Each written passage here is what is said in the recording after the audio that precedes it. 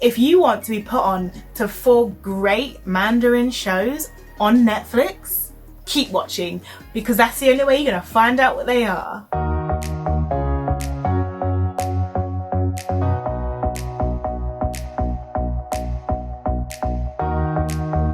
Dajahao, Sawadee Tukkonka.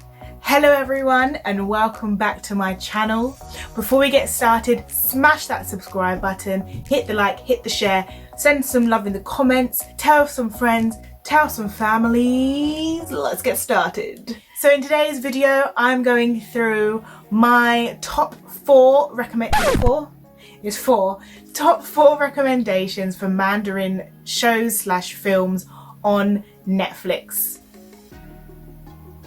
No films, just shows, just double checked. So these are 4 shows that I'm either currently watching and or have finished watching. Now I say currently because some of them have mad number of episodes.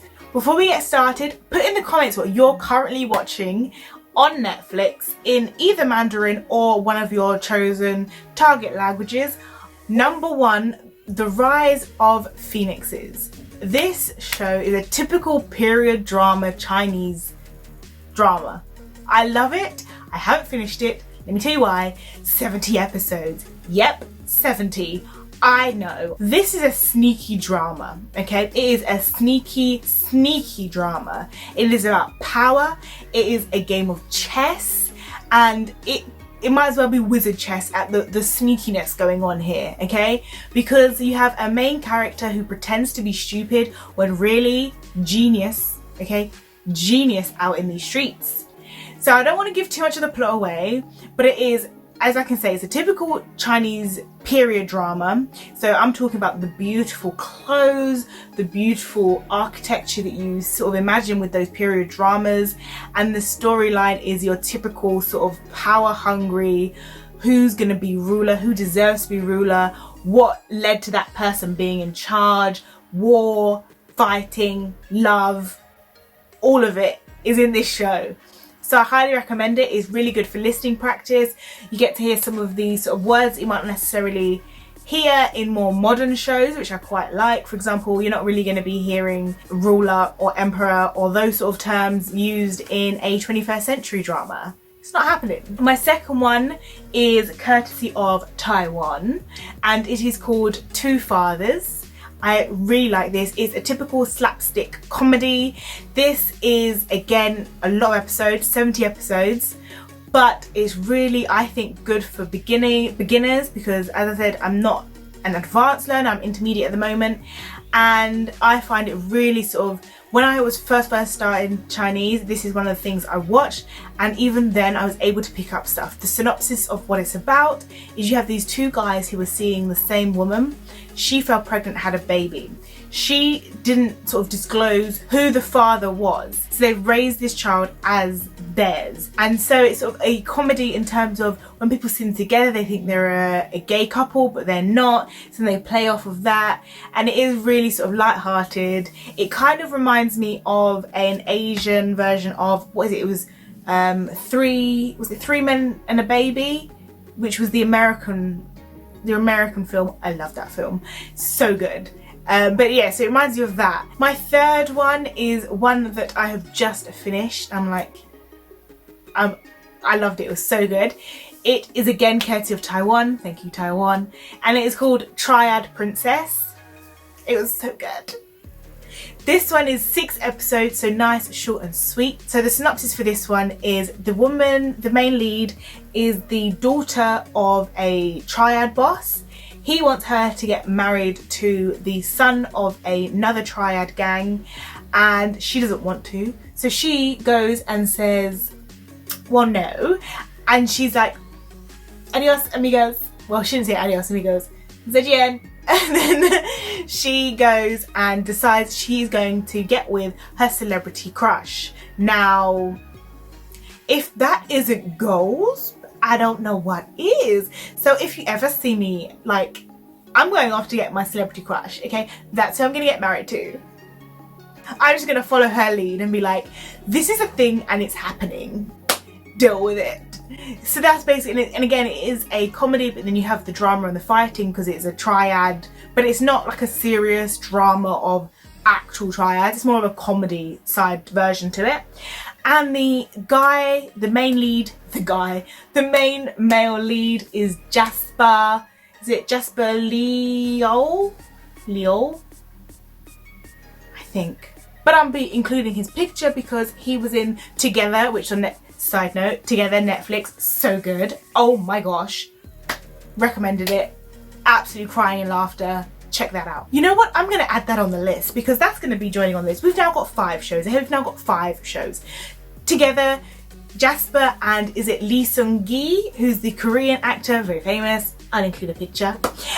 They basically, how many episodes was it? 8 episodes. So the premise of the show is basically they're super fans, and I'm talking super fans, not just a little fan, super fans. These people deserve to meet these people. I was like, hats off, hats off, hats off. Both actors had to go to, let's say, Thailand, and they would have to complete different tasks and challenges to find out clues to where their fan was, and then by the end of the show they would go and meet the fan and make the fan's dreams come true, basically. And it was really sweet, especially when you saw how happy these fans were, because I was like, oh, you're so cute.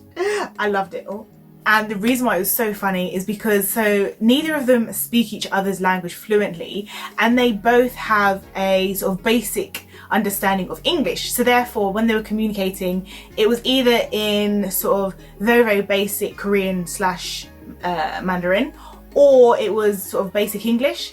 And so then what was funny about it was that you then get a typical lost in translation moment where because it was a Korean backed show, so the director would be speaking in Korean, and then seung-gi, I'm so sorry if I'm saying this wrong, would know what was happening and be like, oh my gosh, no, we've got to do this. And then Jasper would be like, do, because he has no idea what's been said because it's in Korean, so he's like, live my best life. Meanwhile, seung-gi is like, no. Hilarious. You can see on my face how funny. I'm dying inside laughing at it. Completely recommend it. It is good if you're doing Chinese because as I said, Jasper does speak in Chinese, so you're still getting that little listening practice in, and it's a great show. Okay, invite me on the next one. I'll just be there like, I'm just here for the comedy, guys. Do continue. Your fans are incoming. I loved it. Recommended. Watch it. 100%. So now we're moving on to which was 4th, now 5th, final one, and that is courtesy of Taiwan again, thank you. This one's called On Child. Now I like this one. This is a more dystopian, darker one. So this show is basically a dystopian look at the consequences of pushy parents, also the sort of the social pressures, parental oppression, all of that sort of dark stuff. It's showing you the darker side and the consequences of where that can lead, and it's really like gritty and dark, and I love it. I love that sort of stuff, and it's all in Mandarin, so great practice. And it really is a storyline that drags you in because you kind of want to see where it evolves and what's going to happen to the characters.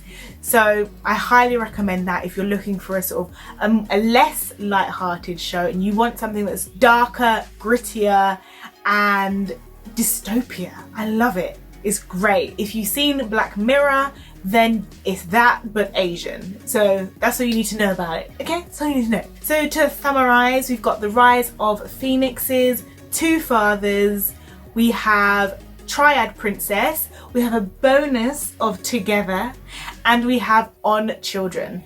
Those are my recommendations in part 1 of this video. Don't worry, I've watched a lot of stuff, so there will be more recommendations coming up. But I wanted to start with these because I feel like it's a nice mix. You got your traditional, you got your you've got your traditional, you've got your light-hearted slapstick comedy, you have your sort of romance and comedy with a little bit of danger, Then we have the bonus that I didn't even know I was going to be doing, but you know, we'll do it. This can cover the real life topic, the real life fan engagement, and then at the end we have dystopia.